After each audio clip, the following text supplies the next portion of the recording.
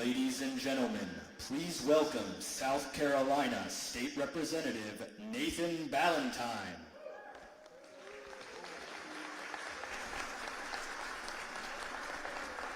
Hey, good morning, everybody. Don't get excited quite yet. Don't get excited quite yet. It is an outstanding morning here. Want to first thank each and every one of y'all for being here on this special day. Little heads up, Nikki's got stuck in traffic, so it's going to be a few more minutes before she gets here, but just wanted to come out and thank all of y'all. I know it's an important Monday. Many of y'all have jobs and things y'all could be doing, but y'all know how important this is to our state, and most importantly, how important this is to our country. So hang tight. In just a few more minutes, our special guest will be here. Thank y'all.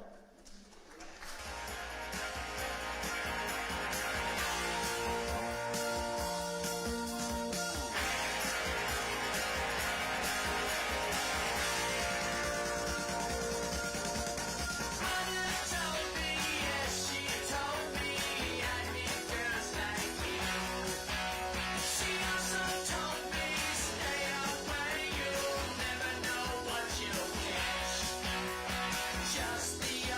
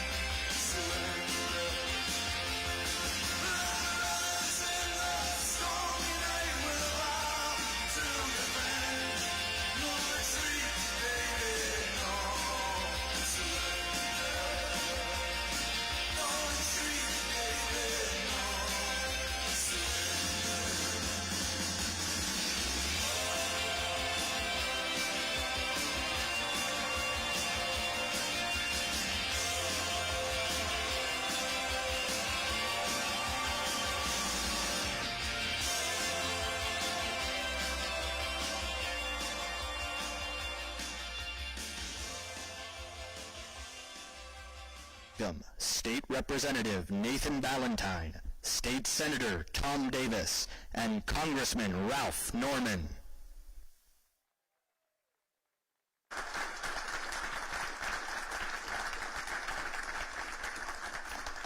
Good morning, everybody. Good morning. As a good friend of mine many years ago taught our state, it is a great day in South Carolina. So excited to be a part of this special event. So excited to see many of you, many familiar faces and many new faces as the momentum continues to grow throughout the country. You know, 18 years ago, I first met our special guest here at the State House. I knew then and there that great things were in store for our state. I knew then and there the hard work ethic she had, how she would see a problem, how she would fix it. She'd roll up her sleeves, she'd put on those high heels because she would have to kick the good old boys to get things done and to make a difference. And that's what she did for our state. That's what she did when she was governor and brought many jobs and many people to South Carolina. And then a guy named Donald Trump saw somebody that he knew would be a fighter on the international stage for America, that would restore America back to what we needed to be, that would no longer have the kick me on our back. And he chose her ambassador, and the rest is history. I'm excited to be a part here today. I am joined with two of my good friends behind me. At this point, I'd like to turn it over to my good friend from across the chamber here in the South Carolina Senate, Senator Tom Davis.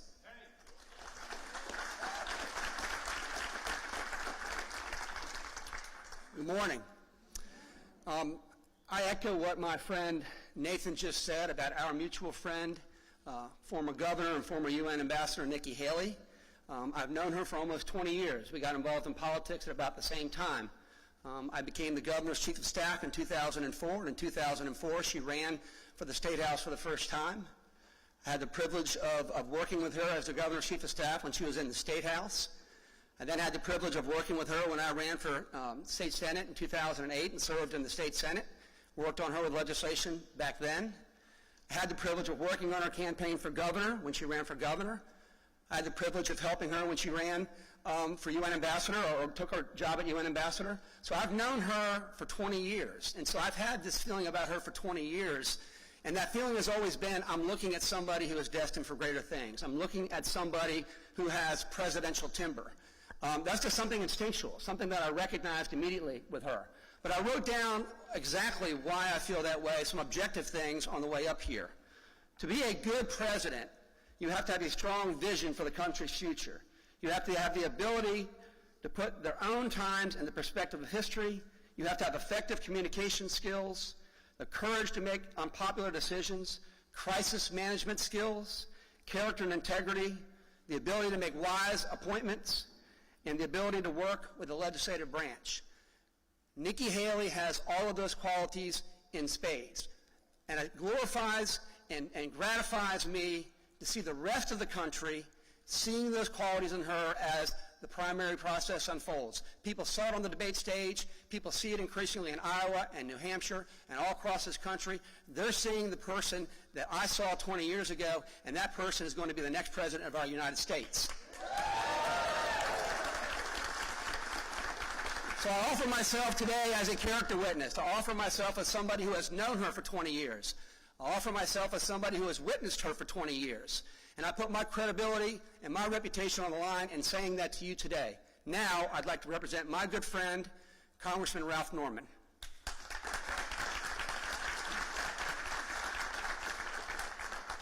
Isn't it a great day in South Carolina? It is an honor to be here, and I'll echo what the Senator and Nathan said.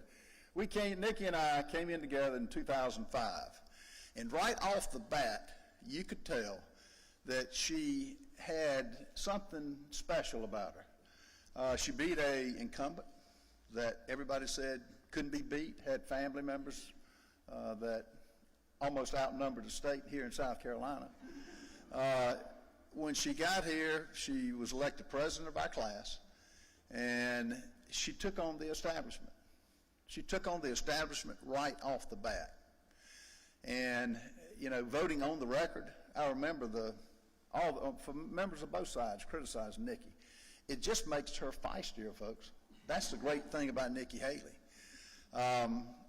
And, you know, when she ran for governor, I can't tell you the people that came out and said, Norman, why are you doing this? I said, y'all don't know Nikki Haley. She's going to win. She had maybe 3 or 5% in the polls. I said, it doesn't matter. She beat a congressman, sitting congressman. She beat a sitting lieutenant governor. And she just ran the tables. The same thing is happening now, folks. In Washington, D.C., I got hit with the same questions. Norman, she doesn't have, her poll numbers aren't there. I said, I don't care what the poll numbers are. I know what Nikki Haley can do. I know that she is, the rest of the country is getting ready to see exactly what makes her special. And there's so many things that I could say about Nikki, but everything that she goes after, she accomplishes. She's never been beat. She's not going to get beat in the presidential race. I'll tell you that. And when I was leaving Washington earlier, the DeSantis ad started. I got all these calls, DeSantis is attacking Nikki. So I turned it on. I've gotten so I don't even watch the news. It's what can you take from the news that's realistic? Nothing. But I turned it on, saw the ad, and I texted Nikki. I said, Nikki, this is great. DeSantis is attacking you for a reason. And the same thing with Donald Trump. Put the bird cage outside of a room. I texted Nikki. I said, this is great. When the ex-president of the United States is criticizing you, you know you're doing something right. But I'm excited, folks. Our nation is in trouble. I don't have to tell you that. What's happening in Israel is a real issue that's going to affect the whole world. And I tell people for the first time in my lifetime, and I'm 43 years old, you learn to lie when you're in Washington, D.C. No, I said, for the first time, everybody says, well, Norman, things are going to be okay. I said, no, not if we don't go to work. Tell me when there's a time that we had open borders when everybody was coming in. Tell me when there's a time where we owed $35 trillion and counting. You know what that gets to? $20,200 per second on interest only. In 3 years, we will have been spending on interest and principal if we ever get to paying it back, which we don't have the stomach to do. The interest alone will eclipse the whole military budget of $830 billion a year. All that to say is we've got to get to work. All that to say is this is why I know that Nikki Haley is the right one for the job. This is why I say, as so many other people are saying now, there's only one person in this race that can defeat Joe Biden. That's Nikki Haley.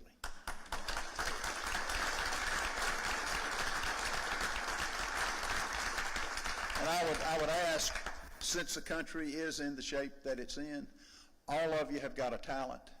It may not be running for office, but all of you can either make phone calls, you can do door-to-door, you can put bumper stickers out. Folks, that's what we need now. It's we the people. We the people are going to take this country back. It's not going to be politicians. It's going to be we the people. So what I would ask you to do, as evidenced by the fact that you're at the State House today, which I understand this is the first time a presidential candidate is signing on to run here in this Capitol. And it will be the first time a woman is chosen as president in Nikki Haley. So I would ask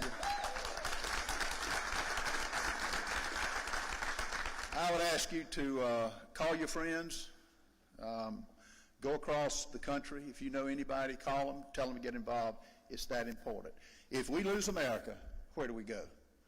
If we lose America, where do we go? And I carry a seed around with me that I carry and use as an example. I love vegetables in the spring. I'm a big gardener. Now, I can pray all day long that the vegetables drop in my lap. That's not going to happen. You've got to plant the seed. The miracle comes in the seed. And that's what I would ask you. Plant the seed to get people out to vote as never before. And there's only one person that can get the people out to vote. Across the board, women, blacks, whites, Hispanics, everybody will vote for Nikki Haley because she gives them hope. And that's what Nikki Haley represents. She'll be a strong leader on the national scene, as we've seen in her role under President Trump. She'll be strong on the economy. She's an accountant. She knows how to add. She knows how to subtract. And she knows how to say no. And she will be just what this country needs. And I just thank all of you for coming out. Is Nikki here? Okay. Please join me in welcoming the first female president and our next president, Nikki Haley.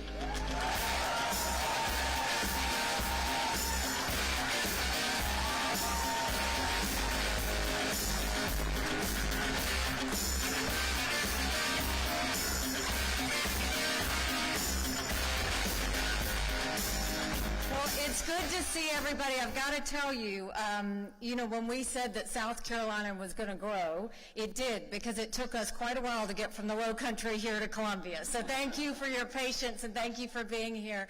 I was reflecting just coming up here on what this meant. And I have to tell you, I have had 3 very lucky charms in everything I've tried to do. And one is Nathan Ballantyne, the second is Tom Davis, and the third is Ralph Norman.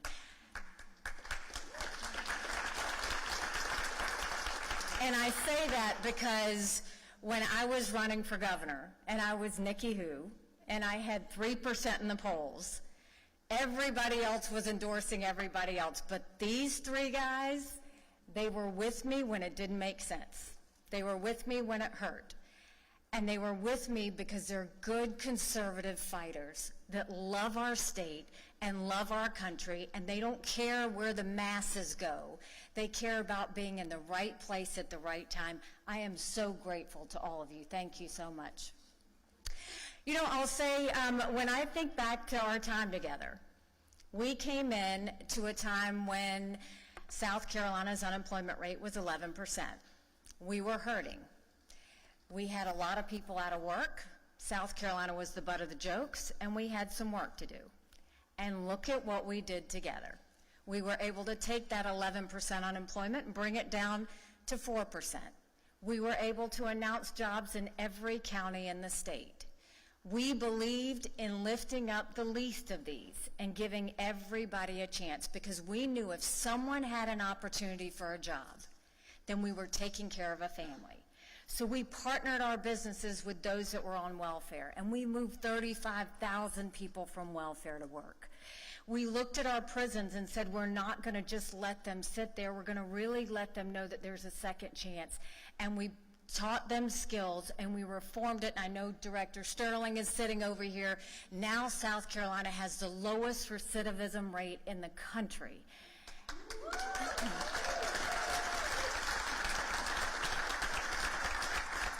We said we were going to protect those that were victims of domestic violence, and we really decided to get to work on that. And we focused on what it was going to take to thank those who had taken care of us. We made veterans a priority, and we focused on making sure that when they came to South Carolina, we cut their taxes, we made sure they had a job, and we made sure that they knew South Carolina was home for them. We cut taxes on small businesses because we knew small businesses were the heartbeat of America. And we focused on those that are the next generation. We said that every child had to be able to read by the 3rd grade, and we were going to make sure that we set them up for success. And when you look at what we did otherwise, it's probably the crisis times that I appreciate South Carolina the most. I have my pastor here, Pastor Jeff was here, and he saw that South Carolina struggled through those years that I was governor. We had the shooting of Walter Scott, and South Carolina rallied, and we passed the first body camera bill in the country to show we would have the backs of our law enforcement, and we would never let a dirty cop do that to someone again. Then we had the horrific shooting at Mother Emanuel. It could have brought us to our knees. But instead, what did South Carolina do? You showed the entire country what strength and grace looked like. We dealt with a 1,000-year flood where we saw the entire state underwater and people lose a lot of what they had. And what did we do? We rallied, and neighbors took care of neighbors, and we lifted South Carolina up again. We had our share of hurricanes, and you saw me multiple times a day telling you everything I knew, because I always knew if we were transparent with you and if we gave you the information, you could make the decisions to keep your family safe. And so through all of that, what ended up happening? We became an economic powerhouse. We showed that transparency wins for people. We showed that what it's like to have the backs of our military. We focused on our kids and lifting them up, and South Carolina became known as the beast of the Southeast, which I still love.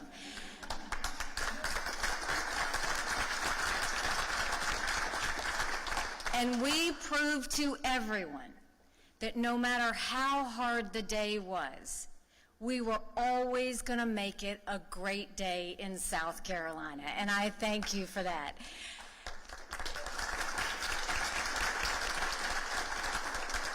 And as a girl who was blessed to serve the state that raised me, and now honored to be running for President of the United States of the country I love so much, I say with great love and gratitude to a husband who is deployed overseas, who knows how much this day means to me, to 2 children who continue to hold the fort for our family and keep us all tight.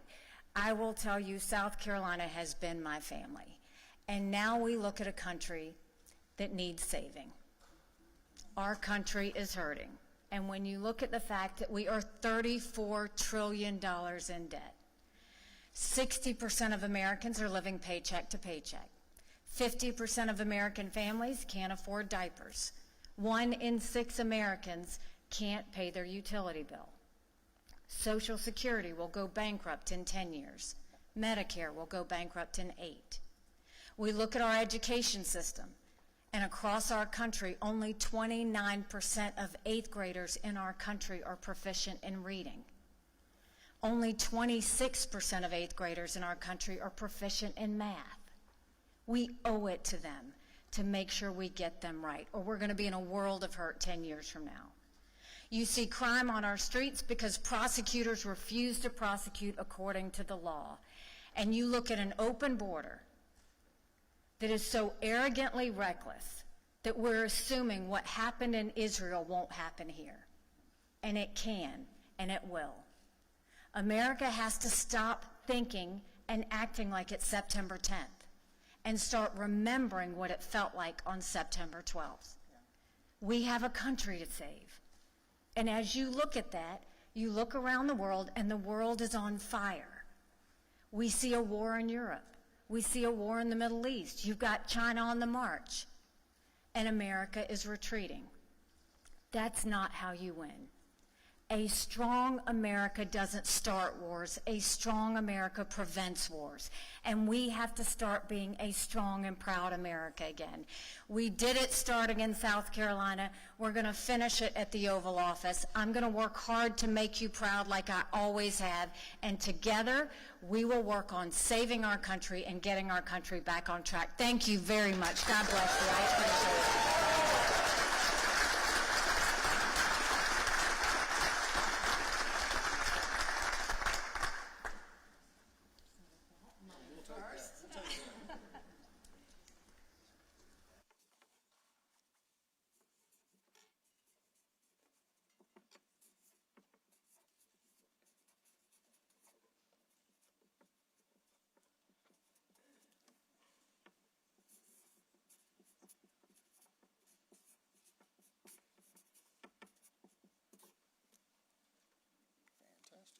And with that, I signed it and said, let's do this. All right.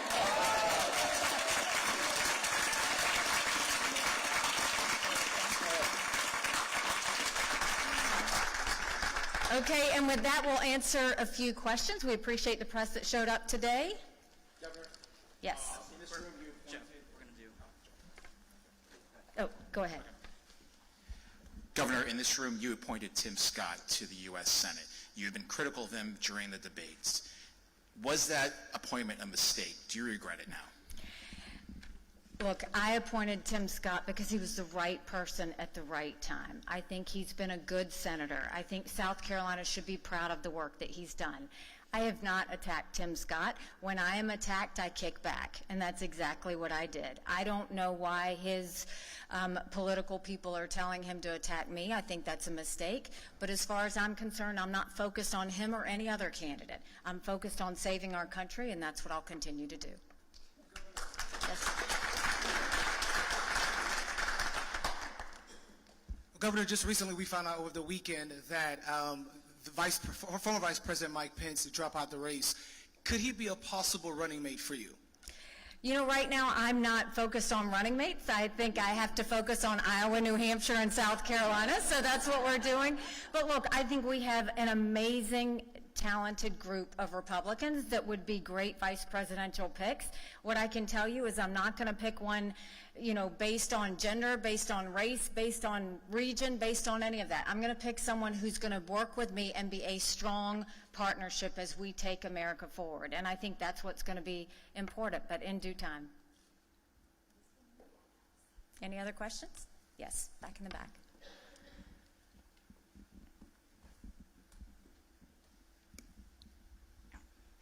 Nidhi with CBS News. We know you've mentioned there's a focus in states like Iowa, South Carolina, New Hampshire, but beyond that, when it comes to the Latino vote in the U.S., how do you plan to recruit them? You know, I think we've focused on them throughout the country. As we go around the country, they care very much about the things that are front of mind. They care about the fact that inflation is high, it costs more at the grocery store, it costs more at the gas station, and their checks are getting slimmer. They care about their children's education and making sure that their children have a better opportunity than what they had. They worry as much about the border as anyone else because they know the terrorist threats that face us, and they want to know that they're safe. And they care about crime on our streets. And more than that, I think they understand more than anyone what loving America means because they've seen socialism, they've seen communism, and they know the dangers around them. And so we're going to continue to go and recruit them. I have said for too long that Republicans have lost the last 7 out of 8 popular votes for president. That's nothing to be proud of. We should want to win the majority of Americans. And the way we do that is we focus on how to lift up everyone, not just a select few. And we'll continue to do that to earn every one of them their support. Yes.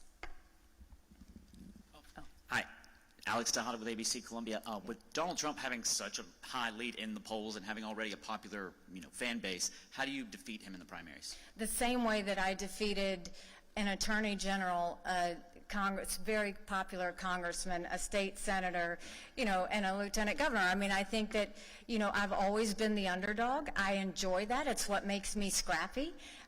But no one's going to outwork me in this race. No one's going to outsmart me in this race. It is slow and steady wins the race, but you win it based on relationships. You win it based on touching every hand, answering every question, and earning the trust of the American people. And I think that we will see that if you saw the polls today in Iowa, I am now in second place in Iowa, second place.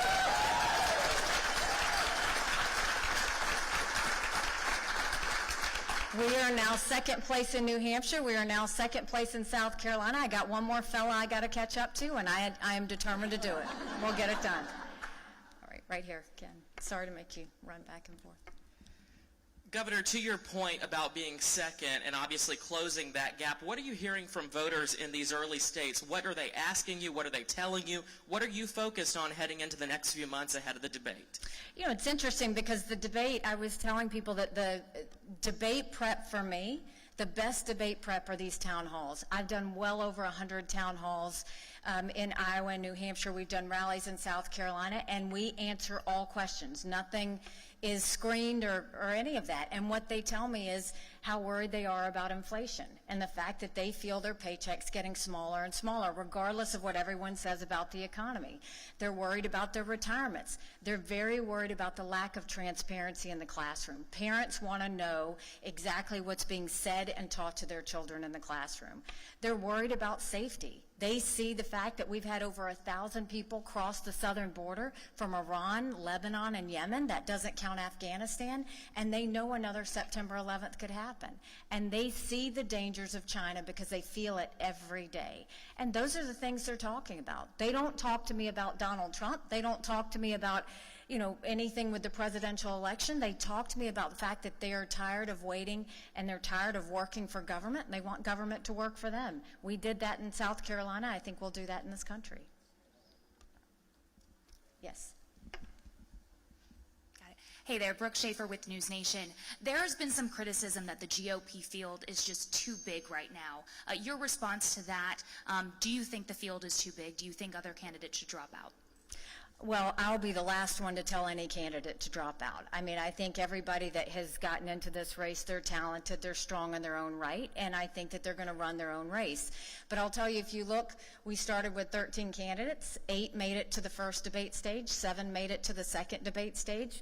There's 4 of us that have qualified for the third debate stage. We've got another debate in December, 2 in January, and as these debates happen, anyone that doesn't get on the stage continues to fall, and so we think that that's going to wind down, so that by the time we get to Iowa, we've got a small handful. Going into New Hampshire, a couple more will drop, and then we'll come to this sweet state of South Carolina, and we'll finish it.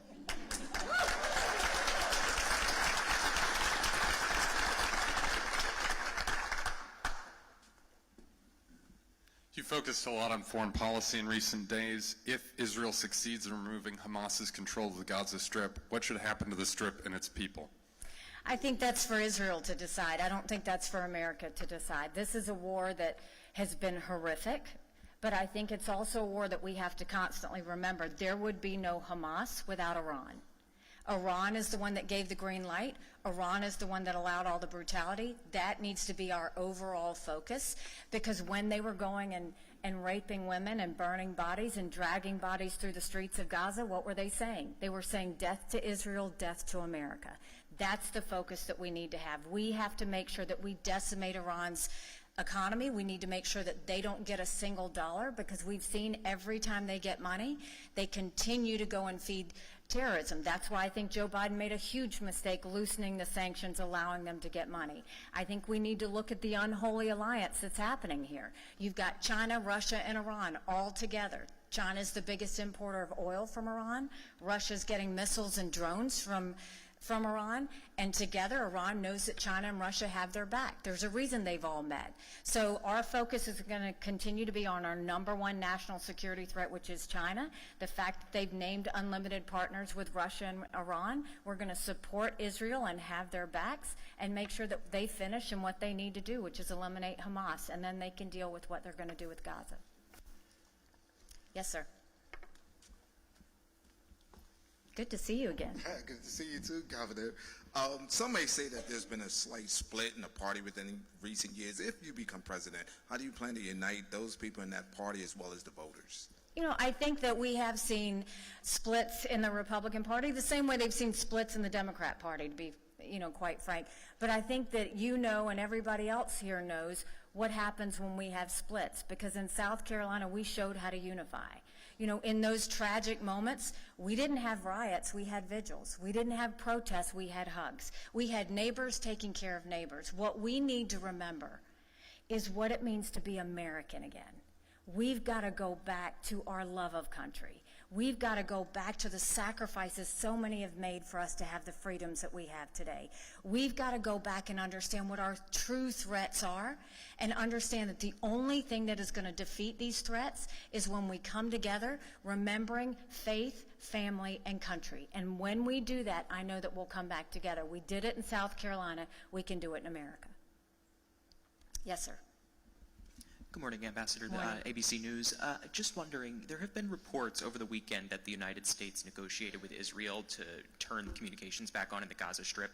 Do you think it's important that the U.S. be involved to that degree, and do you think it's important that communications stay on in Gaza at this point going forward?